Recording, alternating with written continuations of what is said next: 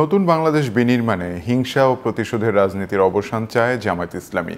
দুপুরে রাজধানীর একটি হোটেলে সাংবাদিকদের সঙ্গে মতবিনিময়ের সময় জামায়াতের আমির ডাক্তার শফিকুর রহমান বলেন, প্রতিশোধ নয়, তবে কেউ অপরাধ করলে আইন অনুযায়ী বিচার হওয়া জরুরি। সাইফুল ইসলামের রিপোর্ট। রাজধানীর বিজয় সরণিতে একটি হোটেলে সাংবাদিকদের সঙ্গে মতবিনিময় সভার আয়োজন করে ঢাকা মহানগর উত্তর জামায়াত ইসলামী। এতে জামায়াতের আমির ডাক্তার শফিকুর রহমান বলেন, ছাত্র জনতা জীবন বাজি রেখে আওয়ামী লীগ সরকারের পতন ঘটিয়ে নতুন একটি বাংলাদেশ উপহার দিয়েছে। তাদের ত্যাগকে ধারণ করে জামায়াত একটি সুন্দর বাংলাদেশ গড়তে চায়। হিংসার রাজনীতির অবসান অবশ্যই চাই, প্রতিশোধের রাজনীতির অবসান চাই।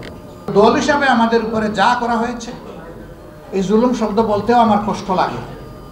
যা করা হয়েছে আমরা আল্লাহর রাস্তায় তা ক্ষমা করে দিলাম। দল হিসাবে আমরা কোনো প্রতিশোধ নেব না। আইনের শাসন ও ন্যায় বিচার প্রতিষ্ঠার স্বার্থে আইন হাতে তুলে না নিতে সবাইকে আহ্বান জানান জামায়াতের আমির। কোনো দল, সংস্থা, সংগঠনের কোনো কিছু পাওনা হয় সেটাও সে পাবে, কিন্তু সেটা আইন হাতে তুলে নয়, এটা আইনি প্রক্রিয়ার মাধ্যমে হতে হবে। আবার আইন সেটা মতলবী আইন হলে চলবে না, এটা অবশ্যই ট্রান্সপারেন্ট এবং ফেয়ার স্ট্যান্ডার্ডের উপর এটা হতে হবে। তাহলে জাস্টিস সেখানে এস্টাবলিশ হবে, ন্যায় বিচার যেখানে থাকে সমাজ সেখানে গর্বিত সমাজ হবে। আমরা ন্যায় বিচার ভিত্তিক একটা গর্বিত সমাজ গড়তে চাই।